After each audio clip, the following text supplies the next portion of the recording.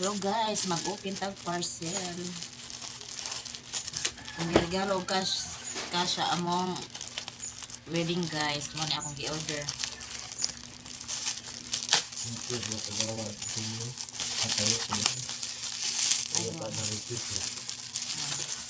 Namin nga tag cash guys, di ako na lang gi palit ba para na remembrance.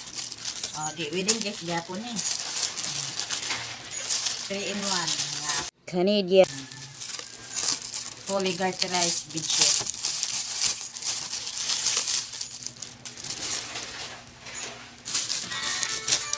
Nga, pila pa na ako buha ka extra nga pillowcase. Ano ako na itong punda ko. Baga siya din may legs. Oh, nice kayo. Legit. Canadian. Okay guys, kay baga. The zipper.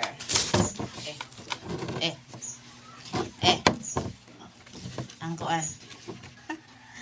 Ang bulaklak. Pagdating na nila.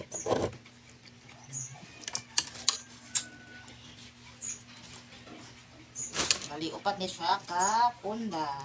Order extra. So, nice kayo guys. Oh. Ragko siya guys. Hala, baga kayo.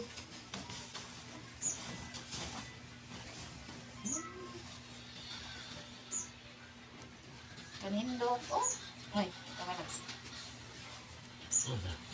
Fully garterized. Kapila mo. Ano? Kuha. 388. Duha. Apil lang extra ka. Punda doon ha. Kung may napilang punda. Kapila ka bidset. Duha. Kasi oy. Ata ba yun? Punda lagi na. Kaya ang pataban nga punda doon raman. I-order ko.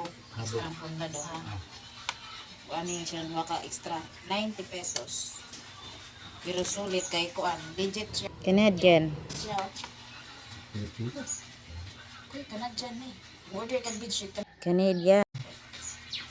Tanawa oh. Legit kayo ang telo. Makapal. Kasi kapal na mukha. Di basta-basta parang layo nang binili mo doon sa lungsod. Kasi kapal na mukha na malitis. Di ba guys? Ang ganda guys. Oh, legit. Wow. Legit. Kung ibutang ang link para maka-order mo, charot. Nice kayo. Guys, thank you for watching. Salamat pala sa nagbigay ng cash.